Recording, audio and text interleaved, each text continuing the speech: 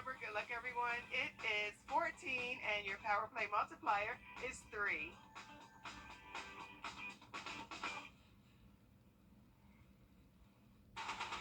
From the station that's on your side, this is News 12, NBC 26 at 11.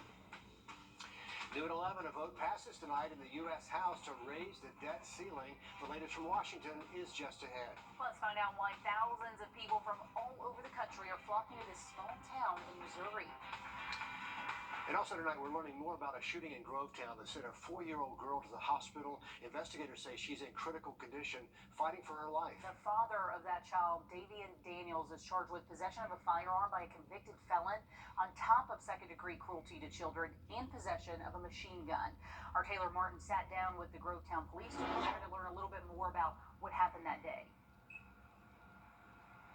The Grovetown Police Department says this shooting was totally avoidable. Now they're on a mission to drive home the importance of gun responsibility and safety. This is Davian Daniels. We found he served 2 years in a Kentucky prison for receiving stolen property, and that property was a firearm. Now he's facing more serious charges, accused of leaving a gun he is not allowed to own, unattended, next to his 4-year-old daughter. This was a totally avoidable incident. By his own admission, he placed the gun on the floor to walk downstairs with a 4-year-old walking around in the house. The gun had been converted to a fully automatic. He's facing multiple charges after she shot herself at their apartment on Sterlington Drive. Chief Jamie Kitchen says it brings up an important lesson about being a responsible gun owner, and Benjamin Wallace at Defense Solutions says it all comes down to locks for your guns and the 4 main safety rules of handling a gun. It is probably just as important to teach children firearm safety as much as keeping the firearms out of reach, or out of easy access. From lock boxes to trigger locks to safes. There are plenty of options that you can use to keep small children away from firearms, even keeping it on a high shelf. If you have a high shelf in your bedroom, you can keep the firearm there if you want to keep it for easy access, just in case of a home invasion or an emergency. Crucial steps that weren't taken, leaving a 4-year-old girl in critical condition. You cannot leave a firearm laying around for a child to access. As your children get older, teach them firearm safety. Let them understand, you do not go and pick this up. You do not play with this. In Georgia, a bill that would have made it mandatory to secure guns in the home never made it out of the subcommittee back in March. The bill would set standards for gun owners and how they must store firearms where children could have access. All right, Taylor, thank you for that. Well, as we go through the rest of this, Capitol Hill. And next Monday is when the Treasury Secretary said the U.S. would run short of money to pay its debts, risking an economically dangerous situation. If the debt ceiling bill is approved by the Senate, you'll have to start making payments on your federal student loans again. The Biden administration paused those payments during the pandemic, and they've extended it 8 times. But a provision in the debt ceiling agreement says the pause would end in late August, and 44 million people will have to resume those payments. There is some concern that process may not exactly go smoothly. Student loan experts recommend going ahead and reaching out to your loan servicer as soon as possible to make sure your next payment gets to the right place on time. Multiple lanes shut down today after this multi-car accident on Gordon Highway at North Leg Road. You can see from this video several cars and an 18-wheeler severely damaged. The call came in around 3:15 today, but officials say none of the injuries appear to be life-threatening. Her car went up in flames on I-20. She was on her way to work when things took a dangerous turn. A Lincolnton woman thanking God and the man who helped her that day. As you can see in this video, her 2004 Toyota Camry went up in flames with Candy Smith inside. I felt no heat, no warmth. Didn't even have my air on. I felt nothing until I stopped and realized I was on fire. Smith says a good Samaritan, a truck driver from North Charleston named Khalik, is a reminder of the Lord's direct protection she's experienced through good times and bad. Tonight, a man in Columbia County is in custody accused of exposing himself at a Dollar General. Deputies arrested Michael Stevens and charged him with public indecency, but this is not the first time he's been accused of this. Back in 2019, he pleaded guilty after walking around the Walmart on Bobby Jones Expressway exposing himself, and when people would make eye contact, he he would chuckle, according to the arrest warrant. At that time, he was out on bond for 2 other similar cases. Also tonight, the Richmond County Sheriff's Office looking for this man wanted in connection to a shooting at the downtown Budgetel.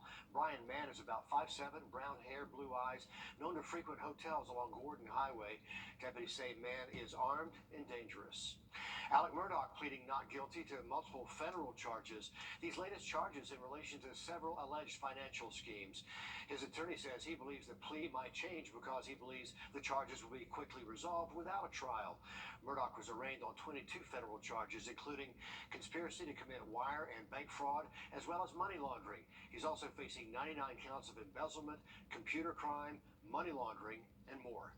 Governor Henry Masser says he will send South Carolina. Services for a 14-year-old shot and killed near a convenience store in Columbia are now set. Cyrus Carmack Belton's viewing will take place Friday. He was shot and killed Sunday. The Richland County Sheriff's Department says the convenience store owner, Rich Cho, chased Cyrus from the store and shot him. Cho had suspected Cyrus of shoplifting. Turns out that was not the case. Leon Lott said it best that, a bottle of water should not have to take a person's life, especially a 14-year-old. Joe is facing murder charges now.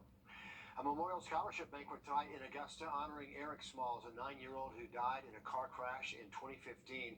For the past 8 years, his family and supporters have raised money for graduating high school seniors to continue with their education. Tonight, 6 students were awarded scholarships. Eric's mom, Frankie Simon, and basketball coach Corey Warren oversee this event right there on the AU campus. And our own Mikkel Hannah Harding served as MC over there tonight. Passengers aboard the Carnival Sunshine dealt with a scary end to their vacation as the cruise ship hit rough seas while they were trying to return to port in Charleston. Following a beautiful few days in the Bahamas, things took a turn when the captain made an announcement saying they were going to experience some bad weather. One passenger who went on the cruise to celebrate beating breast cancer says those choppy waters made her worried she might not make it back to shore. The level of fear that I had at that moment. Listen, my cancer diagnosis and my cancer treatment was extremely scary. But going through what I went through that night on that ship, that was about 50, 60 times scarier than that. The cruise line released a statement following the windy weather saying medical staff helped both guests and crew, and Carnival Sunshine is now sailing on its next cruise. That's a rough go right there. More than a week after a crane collapsed at a construction site in Midtown Atlanta, people living nearby got the all clear to go back home. It happened last week when part of that crane fell on a condo complex under construction, and people who live in the building right next door were told to get out for concern of their safety. Tonight, they're just happy to be back home. I'm just so happy to be back home. We haven't been home in like a week and a half now, so I'm just excited to be back home in my own space. And the apartment management says they'll give tenants a credit back on their account to offset those days they were not able to stay inside their homes. Tomorrow, the City of Aiken Parks and Rec is partnering with the Aiken Downtown Association to host their annual Market in the Alley series. It's from 6 to 8 at night. There's live music, chance to get some farm fresh produce, crafts, baked goods. So all in all, a good time. All they need is a little good weather. Anthony? Yeah, and they're definitely going to have it as they go through tomorrow afternoon. A mix of sun and clouds, and temperatures are going to be into the lower 80s. We are going to do a slowly gradual warming trend, but those temperatures are still below average. We'll talk more about the temperatures and when we could finally see some seasonal highs in the 7-day forecast coming up next. And when we could finally see some seasonal highs in the 7-day forecast coming up next. Our communities aren't perfect, but reporting on problems is just half the story. It takes commitment and compassion for all of us to come together and work towards finding a solution. That's the part of my job at News 12 I love the most, when we can identify a problem, but then work together to find out how to fix it. We all want our kids to have a good education, access to healthcare, safe neighborhoods, so we can all grow together. Our communities are so diverse, but we all have that one thing in common. This is where we call home. Where